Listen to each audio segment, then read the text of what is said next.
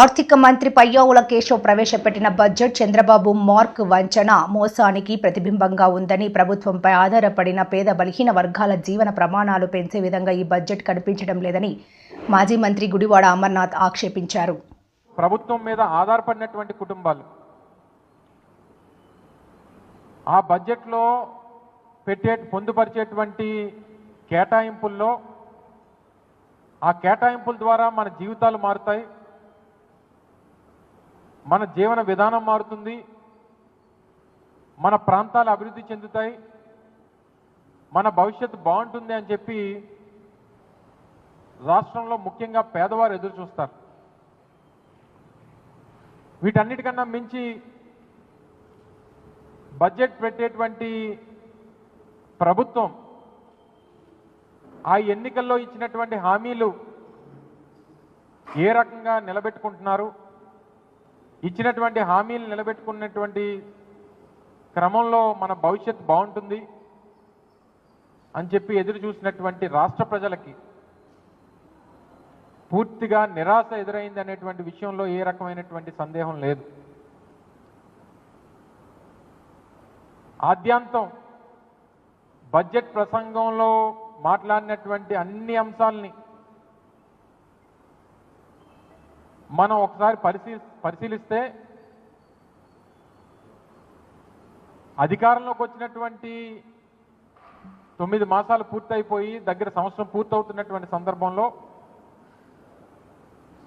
ఇప్పటికీ కూడా బడ్జెట్ ప్రసంగం ఆద్యాంతం కూడా జగన్మోహన్ రెడ్డి గారిని విమర్శించడానికి, గత ప్రభుత్వాన్ని తప్పుపట్టడానికి, ఇప్పుడు అధికారంలో ఉన్నటువంటి చంద్రబాబు నాయుడు గారిని వారి కొడుకుని పొగడ్డానికి బడ్జెట్ ప్రసంగం అంతా కూడా కనబడింది తప్ప ఈ రాష్ట్రంలో ఉన్నటువంటి పేదవాడి తాలూకా జీవన విధానాన్ని మార్చడానికి ఎక్కడ కూడా ఆ ఉద్దేశంతో ప్రభుత్వం ఎక్కడ కూడా బడ్జెట్ని పొందుపరచలేదు అనేటువంటిది ఈరోజు వైఎస్ఆర్ కాంగ్రెస్ పార్టీ కానీ రాష్ట్రంలో పేదవాడు కానీ భావిస్తూ ఉన్నాడనేటువంటి విషయాన్ని సందర్భంగా తెలియజేస్తా ఉన్నాం. నిత్యం జగన్నామ స్మరణం. మీరు అధికారంలోకి వచ్చారు, సంవత్సరం పూర్తయిపోతూ ఉంది, ఇప్పటికే ఒక బడ్జెట్ని ప్రవేశపెట్టారు, రెండోసారి పూర్తి స్థాయి బడ్జెట్ని ప్రవేశపెట్టారు. మా అయితే ఇంకో 3 సార్లు మీరు ఈ ప్రభుత్వంలో మీరు మరో 3 సార్లు బడ్జెట్ ప్రవేశపెట్టగలరు. ఇప్పటికీ కూడా ఇంకా జగన్మోహన్ రెడ్డి గారి మీద పడేయడం తప్ప గత ప్రభుత్వం చేసినటువంటి కార్యక్రమాలు, అప్పుడు ఇచ్చినటువంటి సంక్షేమ పథకాలు సరే మీరు ఎలాగ ఇవ్వలేరు, మీ చేత కాదు. మీరు కేవలం ప్రజల తాలూకా ఆశల్ని, వారి నమ్మకాన్ని, వారు ఏదైతే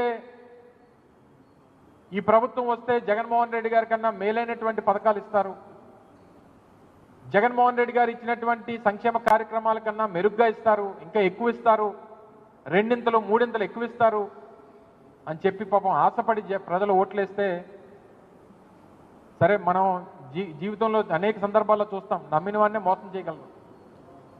మనం ఎవరినైతే ఎక్కువ నమ్ముతామో వాళ్ళే మనల్ని మోసం చేయగలరు. ఆ రకంగానే గతంలో అనేక సందర్భాల్లో చంద్రబాబు నాయుడు గారు అంటే మోసం అని చెప్పి తెలిసినా గతంలో ఆయన 3 సార్లు ముఖ్యమంత్రిగా ఇచ్చినటువంటి మాటని ఎప్పుడు నిలబెట్టుకోకపోయినా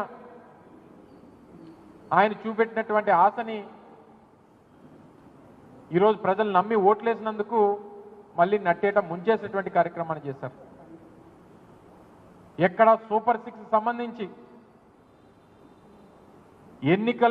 ఎన్నికల్లో అధికారంలోకి రావడానికి, ప్రభుత్వాన్ని ఏర్పాటు చేయడానికి ప్రధానమైనటువంటి ఒక ఆయుధంగా వాడుకున్నటువంటి సూపర్ 6 ఏమైపోయిందో తెలియదు.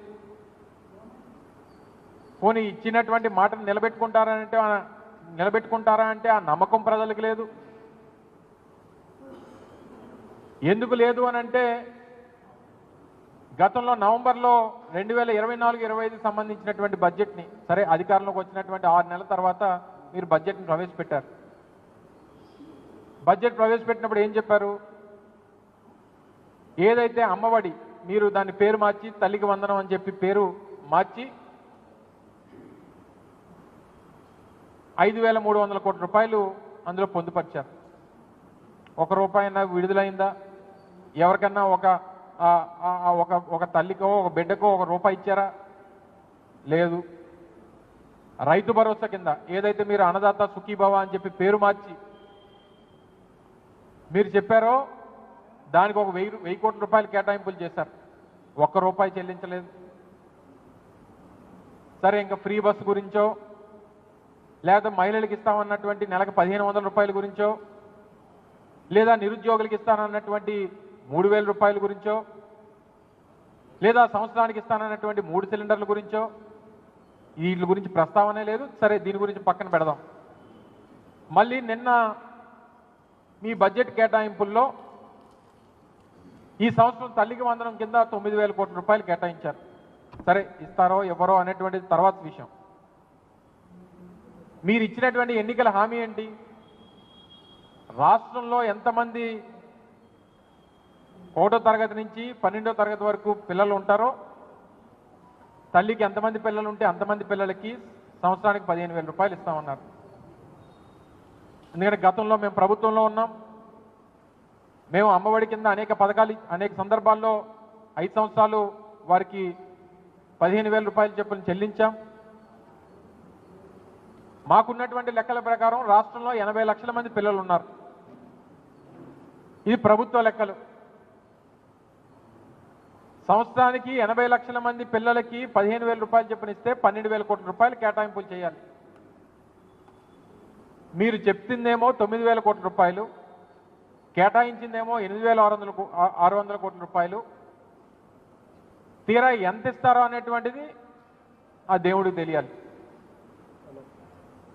రైతు భరోసా కింద ఏదైతే మీరు పెట్టినటువంటి అన్నదాత సుఖీభవ కింద రాష్ట్రంలో 55 లక్షల మంది రైతులు ఉన్నారు. మీరు ఇచ్చినటువంటి హామీ ప్రకారం 20,000 రూపాయలు ప్రతి రైతుకి పెట్టుబడి సాయం కింద అందిస్తామని చెప్పి ఏదైతే మాటిచ్చారో ఆ పెట్టుబడి సాయం కింద ఇస్తానన్నటువంటి దానికి 11,000 కోట్ల రూపాయలు కేటాయింపులు చేయాలి. మీరు కేటాయించింది 6,500 కోట్ల రూపాయలు.